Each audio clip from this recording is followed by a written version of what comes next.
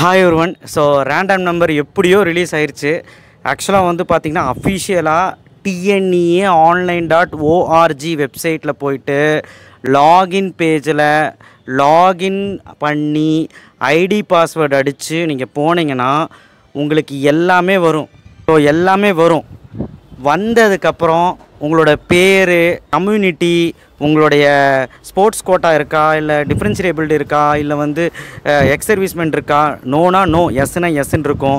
7.5 reservation இருக்கா, ஏதாவது காட்டுதான்னு பாருங்கங்க. சரியா? 7.5 ரிசர்வேஷன் நோன்னு காட்டிச்சுன்னா நீங்கள் கண்டிப்பாக டிஎஃப்சியில் தான் கேட்கணும். சர்டிஃபிகேட் வெரிஃபிகேஷன் டைம் அவங்களே கூப்பிடுவாங்க, இல்லை நீங்கள் போய் கேட்டுக்கலாம், இல்லை ஃபோன் பண்ணி கூட கேட்டுக்கலாம். அண்டு உங்களுடைய ஸ்டேட்டஸ் இப்போதைக்கு என்ன காட்டுதுன்னா அப்லோடு ஸ்டேட்டஸ் கம்ப்ளீட்டுன்னு மட்டும்தான் காட்டுது, தவிர சர்டிஃபிகேட் வெரிஃபிகேஷன் இன் ப்ரோக்ரஸ் அப்படிலாம் காட்டல. ஆனால் காட்டும், அப்டேட் ஆகும். சரி, ஓகே, இதெல்லாம் ஒரு பக்கம் இருக்கட்டும். உங்கள் லாகின் ஐடி பாஸ்வேர்ட் டெய்லி அடித்து காலையிலையும் சாயங்காலம் ஒரு டைம் பார்த்துருங்க. அப்போ தான் உங்களுடைய சர்டிஃபிகேட் வெரிஃபிகேஷன் கம்ப்ளீட் ஆயிடுச்சான்னு தெரியும். ஏன்னா சர்டிஃபிகேட் வெரிஃபிகேஷன் ஸ்டார்ட் ஆகுது இல்லை, என் நேற்றுலேருந்தே ஸ்டார்ட் ஆயிடுச்சுல. இப்போ ரேண்டம் நம்பர் ஜென்ரேட் ஆயிடுச்சு, உங்களுடைய அப்ளிகேஷன் வியூ ஆகுது, ஸ்டேட்டஸ் வியூ ஆகுது, அது தெரிஞ்சுக்கோங்க. சரி, ரேண்டம் நம்பர்னால் என்ன சார்? சும்மா ரேண்டம் நம்பருங்கிறாங்க. என்ன சார்? ஒன்றும் இல்லை, நான் சொல்கிறேன் பாரு. ரேண்டம் நம்பர்னால் என்னென்னா கம்ப்யூட்டர் ஜென்ரேட் பண்ணுற ஒரு நம்பர். அந்த நம்பர் யாரெல்லாம் அப்ளிகேஷன் போட்டிருக்கியோ, நீ 2 அப்ளிகேஷன் போட்டிருந்தாலும் உனக்கு ரேண்டம் நம்பர் வரும், 3 அப்ளிகேஷன் போட்டிருந்தாலும் அதுக்கும் 3 ரேண்டம் நம்பர் வரும். ஸோ யாரெல்லாம் அப்ளிகேஷன் போட்டாங்களோ எல்லாத்துக்குமே அந்த ரேண்டம் நம்பர் வரும், கம்ப்யூட்டர் ஜென்ரேட் பண்ணுறது. சரி, அது எதுக்கு சார் அப்படின்னு கேட்டிங்கன்னா ஒன்றும் இல்லைங்க. உங்களுடைய கட் ஆஃப் மார்க் எடுத்து பார்த்தீங்கன்னா 200க்கு 200 எடுத்தவனே 60-70 பேர் இருப்பான் ஒரே மாதிரி. அதே மாதிரி 199, 198, 180, 170 எல்லா கட் ஆஃப்லேயும் ஒரு 500-1000 பேர் ஒரே கட் ஆஃபாக எடுத்திருப்பான். அப்போது ஒரே கட் ஆஃப் எடுத்தவனுக்கு இப்போது நான் 170 கட் ஆஃப், என் ஃப்ரெண்டு 170 கட் ஆஃப், 2 பேருமே 170 கட் ஆஃப் எடுத்துருக்குறோம். 2 பேருமே நான் பிஎஸ்ஜியில் ஒரு ப்ரொடெக்ஷன் இன்ஜினியரிங் கோர்ஸ் கேட்குறேன்னு வச்சுக்கலாம். பிஎஸ்ஜியில் ஒரு கோர்ஸ் கேட்குறேன். அந்த கோர்ஸுக்கு யாருக்கு தர்றது, அவனுக்கு தரதா எனக்கு தரதான்னு கம்ப்யூட்டர் கன்ஃபியூஸ் ஆகுமா? அதுக்கு தான் இந்த ரேண்டம் நம்பர். அண்ட் ஆல்சோ என்ன பண்ணுவாங்கன்னு கேளுங்க, வெயிட் பண்ணுங்கள். என்ன பண்ணுவாங்கன்னா கன்ஃபியூஸ் ஆவாங்க. அப்போது என்னன்னா நம்மளுடைய கட் ஆஃப் சேமாக இருக்கனால ரேங்க்குன்னு ஒன்று இருக்குது இல்லையா, அந்த ரேங்க் பப்ளிஷ் ஆகும் இல்லையா, அவனுக்கு முன்னாடி ரேங்க்கும் எனக்கு பின்னாடி ரேங்க், இல்லைனா எனக்கு முன்னாடி ரேங்க் அவனுக்கு பின்னாடி ரேங்க், யார் முன்னாடி யார் பின்னாடி தெரியாது இல்லையா. அதுக்கு என்ன பண்ணுறாங்கன்னா உங்களுடைய மேக்ஸ் மார்க்கு என்ன பண்ணுறாங்கன்னா ஒரே மாதிரி இருக்கா, அதாவது யார் பெரிய மார்க்குன்னு பார்க்குறாங்க. பெரிய மார்க்காக இருந்தால் அவனுக்கு முன்னாடி ரேங்க் கொடுத்துட்றாங்க.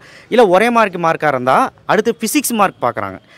அதுலேயும் ஒரே மாதிரி இருக்குன்னா யார் அதிகமாக கொடுத்துருவாங்க, இல்லைனா ஒரே மாதிரி இருக்குன்னா அதுலேயும் ஒரே மாதிரி இருக்குன்னா அடுத்தது கெமிஸ்ட்ரி பார்க்க மாட்டாங்க, 4th சப்ஜெக்ட் மார்க் தான் பார்ப்பாங்க. கம்ப்யூட்டர் மார்க்கும் பயாலஜி மார்க்கும் தான் பார்ப்பாங்க. சரிங்களா? கம்ப்யூட்டர் மார்க்கும் பயாலஜி மார்க்கும் தான் 4th சப்ஜெக்ட் மார்க், கம்ப்யூட்டரோ பயாலஜியோ யார் அதிகமானு பார்ப்பாங்க. அதுலேயும் ஒரே மாதிரி இருக்குன்னா உங்களுடைய 12th எடுத்த பர்சன்டேஜ் மார்க் பார்ப்பாங்க. சிபிஎஸ்சி இருப்பான், ஐசிஎஸ்சி இருப்பான், ஸ்டேட் போர்டு இருப்பான். ஏன்னா சிபிஎஸ்சி 500 எழுதுவான், ஸ்டேட் போர்டு வந்து 600 எழுதுவான். அதனால் பர்சன்டேஜ் ஆஃப் மார்க் பார்ப்பாங்க. 100%க்கு நீங்கள் எவ்வளோ பர்சன்டேஜ் டோட்டல் எடுத்திருக்கீங்க, இப்போ டோட்டல் மார்க் ஆஃப் பர்சன்டேஜ், அதோட பர்சன்டேஜ் மார்க் பார்ப்பாங்க. யார் ஹையஸ்ட் பர்சன்டேஜ் அவங்களுக்கு கொடுத்துருவாங்க. சரி, அதுலேயும் ஒரே மாதிரி இருக்குன்னா என்ன பண்ணுவாங்களா, டேட் ஆஃப் பர்த் யார் சீனியராக இருக்காங்களோ, யார் உங்களுடைய பெரியவங்களோ அவங்களுக்கு கொடுத்துருவாங்க. சரி, டேட் ஆஃப் பர்த்தும் சேமாக இருக்குன்னா அப்போ தான் இந்த ரேண்டம் நம்பர் ஒர்க் ஆகும். இந்த ரேண்டம் நம்பர் யாருக்கு அதிக நம்பர் இருக்கும், 10 டிஜிட் நம்பரா, எல்லாத்துக்கும் 10 டிஜிட் நம்பர் தான் வந்து, யாருக்கு அதிகமான ஹையஸ்ட் நம்பர் இருக்கோ அவங்களுக்கு அந்த முன்னாடி ரேங்க் கொடுத்துருவாங்க. புரிஞ்சுதா? இப்போ 180, 170, 180 கட் ஆஃப்லேயே 500 பேர் இருக்கான்னா 500 பேர்த்துக்கும் ஒரு ரேங்க் கொடுக்கணும்ல. 500 பேர்த்துக்கும் 500 பேர்த்துக்கும் ஒரே ரேங்க் கொடுக்க முடியுமா? எல்லாத்துக்கும் ஒரு ரேங்க் கொடுக்கணும்ல. இந்த சண்டை சச்சரவுகள் வரக்கூடாதுன்னு தான் இந்த ரேண்டம் நம்பர். கடைசியாக டை பிரேக்கர்னு சொல்லுவாங்க, இது பேர் டை பிரேக்கர். ஓகேவா?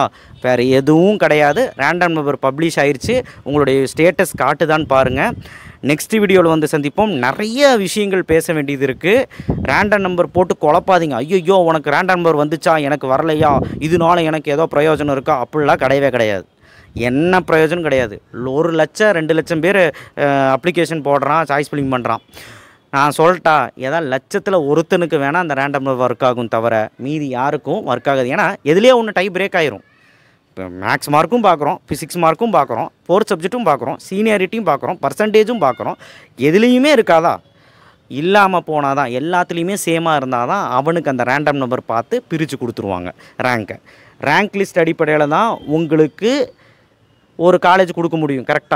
கரெக்டாக ஒரு காலேஜ் நீ கேட்குற 180 கட் ஆஃப் உங்களுடைய 500 பேர் இருப்பான். 500 பேரும் ஒரே காலேஜில் ஒரே சிஎஸ்சி கேட்டிங்கன்னா எப்படி கொடுக்க முடியாது. யார் முன்னாடி ரேங்கோ அவங்களுக்கு தான் கொடுக்க முடியும். அதுக்கு தான் இந்த சிஸ்டம் எல்லாம். சரியா? ஸோ எல்லாத்துக்கும் ஜென்ரேட் ஆயிடுச்சான்னு செக் பண்ணுங்கள். எப்படி செக் பண்ணணுன்னு சைடில் ஸ்க்ரால் பண்ணி நான் காட்டியிருக்கேன், அது பார்த்துக்கோங்க. And that's it. Thank you. Share பண்ணுங்கள், சப்ஸ்கிரைப் பண்ணுங்கள். Choice filling paid choice filling தான். நான் இப்போது சொல்கிற ஒரு ஆளுக்கு 2 மணி நேரம் 3 மணி நேரம் ஆகும் நான் போடுறதுக்கு. தப்பாக நினைக்காதீங்க. என்னை காண்டாக்ட் பண்ண நம்பர் கொடுத்துருக்குறேன்.